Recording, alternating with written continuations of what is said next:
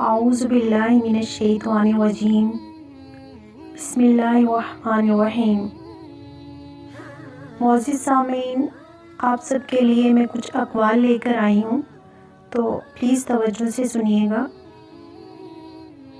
اللہ کے اتنے قریب ہو جاؤ کہ تم دعا مانگو اور فرشتے آمین کہیں۔ میں قربان جاؤں اس رب پر جو دروازہ بھی وہاں سے کھولتا ہے جہاں سوچا بھی نہیں ہوتا۔ اللہ سے مانگنے کی ایک خوبی یہ بھی ہے کہ آپ اپنے جذبات کو الفاظ کا روپ نہ بھی دے سکیں، تب بھی وہ آپ کے جذبات کو آپ سے بہتر جانتا ہے۔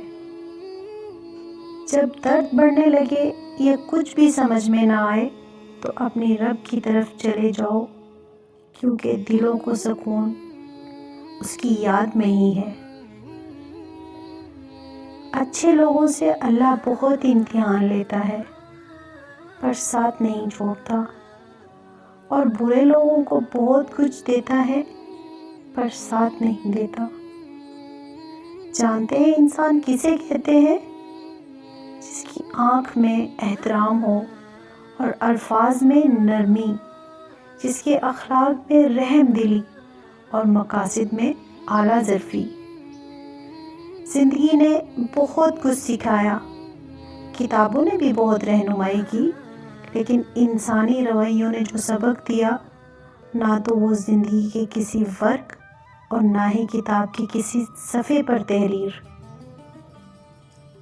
حقیقت یہ بھی ہے کہ اگر ہماری فرضی نیتوں کو دیکھا جائے تو ہم سے بڑا فرشتہ کوئی نہیں ہوگا، اور اس کے برعکس عملوں کو دیکھا جائے تو ہمارے دوزخ میں جانے کے سارے اسباب ہم میں موجود ہوتے ہیں۔ رب سے جب بھی مانگو، رب کو ہی مانگو۔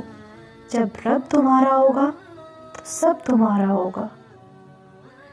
نصیب کا لکھا مل کر ہی رہتا ہے، کب، کہاں، کیسے، یہ سب رب جانتا ہے۔ حضرت حسین رضی اللہ تعالیٰ عنہ فرماتے ہیں کہ حضرت ابو بکر رضی اللہ تعالیٰ عنہ نے ارشاد فرمایا، تم لوگ جھوٹ سے بچو، بے شک یہ ایمان کو دور کرنے والا ہے۔ جب اللہ چاہتا ہے کہ کسی بندے سے دوستی کرے تو اس کی زبان پر اپنا ذکر اور دل پر اپنی فکر کے دروازے کھول دیتا ہے۔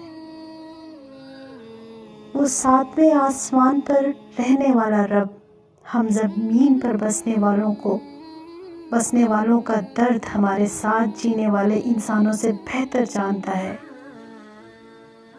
جب تمہیں اللہ کا ذکر سننا اچھا لگے تو جان لو کہ تم کو اللہ سے اور اللہ کو تم سے محبت ہو گئی ہے۔ اللہ تعالیٰ ان سب باتوں پر، ان سب اقوال پر ہم سب کو عمل کرنے کی توفیق عطا فرمائے۔ آمین ثم آمین۔